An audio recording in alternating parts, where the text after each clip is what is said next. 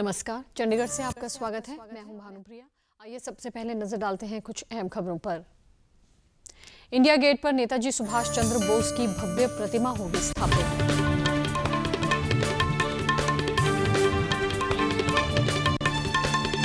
केंद्रीय स्वास्थ्य मंत्रालय के अनुसार देश के 94% पात्र वयस्क लोगों को दी जा चुकी है कोविड रोधी टीके की पहली खुराक।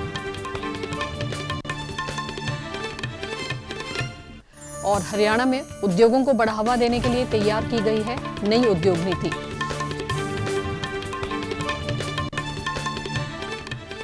अब समाचार विस्तार से। नई दिल्ली स्थित इंडिया गेट पर नेताजी सुभाष चंद्र बोस की एक भव्य प्रतिमा स्थापित की जाएगी।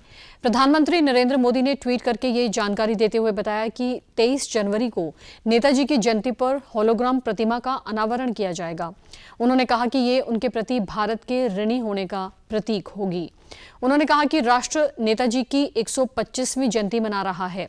प्रधानमंत्री ने कहा कि नेताजी की ग्रेनाइट से भव्य प्रतिमा तैयार की जा रही है। जितनी देर ये प्रतिमा तैयार नहीं होती उतनी देर इंडिया गेट पर होलोग्राम प्रतिमा स्थापित रहेगी, जिसका अनावरण 23 जनवरी को होगा। नई दिल्ली में आज इंडिया गेट पर अमर जवान ज्योति की मशाल को राष्ट्रीय समर स्मारक की ज्योति को मशाल के साथ मिलाया जा रहा है। विश्व युद्ध में प्राणों की आहुति देने वाले भारत ब्रिटेन के 70,000 सैनिकों के सम्मान में इंडिया गेट का उद्घाटन 1931 में किया गया था। 1971 में भारत पाकिस्तान युद्ध के बाद अमर जवान ज्योति स्थापित की गई थी। लंबी प्रतीक्षा के बाद इंडिया गेट परिसर में राष्ट्रीय समर स्मारक का निर्माण किया गया और फरवरी 2019 में इसका उद्घाटन किया गया था। इंडिया गेट पर केवल कुछ शहीदों के नाम अंकित हैं जो प्रथम विश्व युद्ध और एंग्लो अफगान युद्ध में अंग्रेजों के लिए लड़े थे। सरकारी सूत्रों ने कहा है कि 1971 और इसके पहले और बाद के युद्धों सहित सभी युद्धों के सभी भारतीय शहीदों के नाम राष्ट्रीय समर स्मारक में अंकित किए गए हैं। इसलिए वहां शहीदों को श्रद्धांजलि अर्पित करना एक सच्ची श्रद्धांजलि होगी। राष्ट्रव्यापी टीकाकरण अभियान के तहत अब तक 160 करोड़ 43 लाख से अधिक कोविड रोधी टीके लगाए जा चुके हैं। स्वास्थ्य मंत्रालय ने कहा है कि कल 70,49,000 से अधिक टीके लगाए गए। स्वस्थ होने की दर 93.5% है। पिछले 24 घंटों में 2,51,000 से अधिक लोग स्वस्थ हुए हैं। इसके साथ ही देश में कोविड संक्रमण से ठीक होने वालों की संख्या 3,60,58,806 हो गई है। इस समय देश में 20,18,825 लोगों का इलाज चल रहा है। पिछले 24 घंटों में 3,47,000 से अधिक नए मामले दर्ज किए गए। अब तक 9,692 ओमिक्रॉन के मामलों का पता चला है। पिछले 24 घंटों में 703 लोगों की इस संक्रमण से मौत हुई है। अब तक 71 करोड़ 15 लाख से ज्यादा कोविड नमूनों की जांच की जा चुकी है। पिछले 24 घंटों में 19,35,000 से ज्यादा नमूनों की जांच की गई है। स्वास्थ्य मंत्रालय ने कहा है कि अब तक राज्यों और केंद्र शासित प्रदेशों को 159 करोड़ 91 लाख से अधिक कोविड रोधी टीके उपलब्ध करवाए गए हैं। 12 करोड़ 73 लाख से अधिक टीके अभी भी राज्यों और केंद्र शासित प्रदेशों के पास शेष हैं।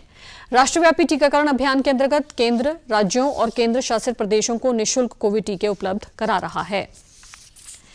देश के पात्र वयस्क लोगों में से 94% को कोविड रोधी के टीके की एक डोज लग चुकी है, जबकि इस आबादी के 72% लोगों को दोनों डोज लग गई हैं।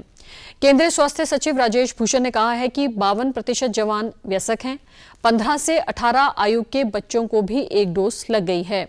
उन्होंने कहा कि देश के 11 राज्य ऐसे हैं जहां 50,000 से अधिक सक्रिय मामले हैं, जबकि 13 राज्यों में 10,000 से अधिक सक्रिय मामले हैं।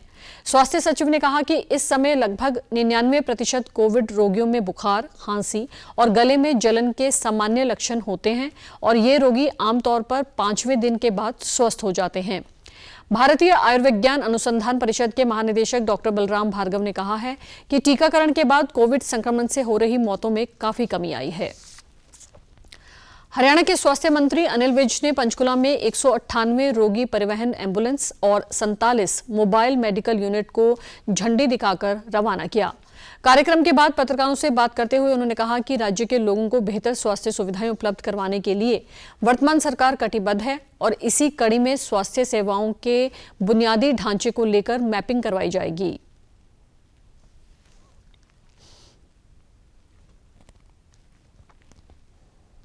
हम स्वास्थ्य सेवाओं के लिए सारे हरियाणा की मैपिंग करवाने जा रहे हैं कि कहां पर कितने बेड का अस्पताल चाहिए।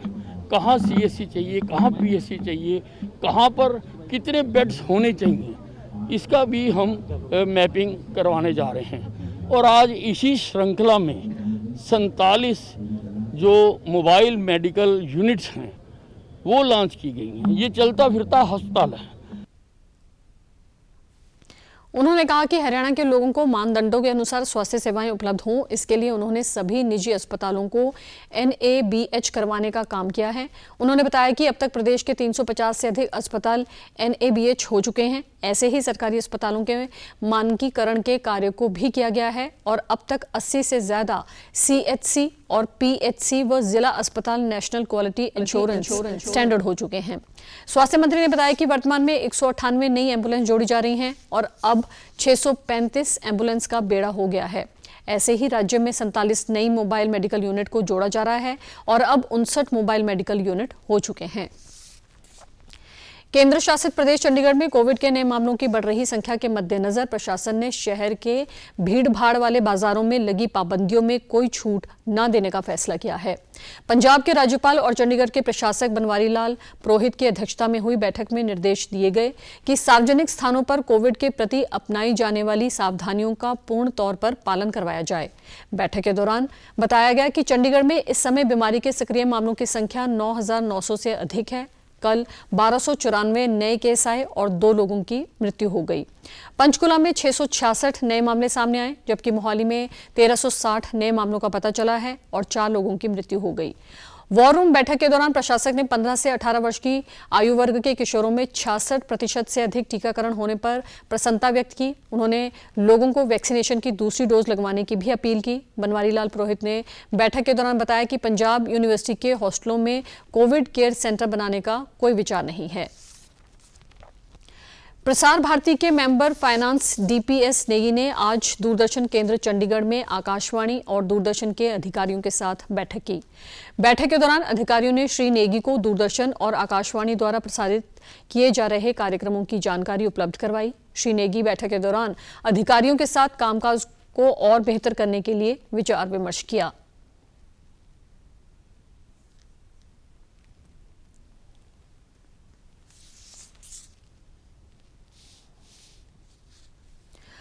हरियाणा सार्वजनिक उपक्रम ब्यूरो के चेयरमैन सुभाष बराला ने HSIIDC समीक्षात्मक बैठक की अध्यक्षता करते हुए कहा कि हरियाणा राज्य औद्योगिक संरचनात्मक विकास निगम ने प्रदेश में उद्योगों को बढ़ावा देने के लिए नई उद्योग नीति तैयार की है।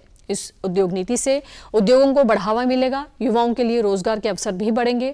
उन्होंने निगम के कार्यों के साथ वित्तीय लेन देन के बारे में भी विस्तृत रिपोर्ट ली। उन्होंने कहा कि नई उद्योग नीति प्रदेश के उद्योगपतियों के लिए कारगर होगी और उन्हें इसका भरपूर लाभ मिलेगा।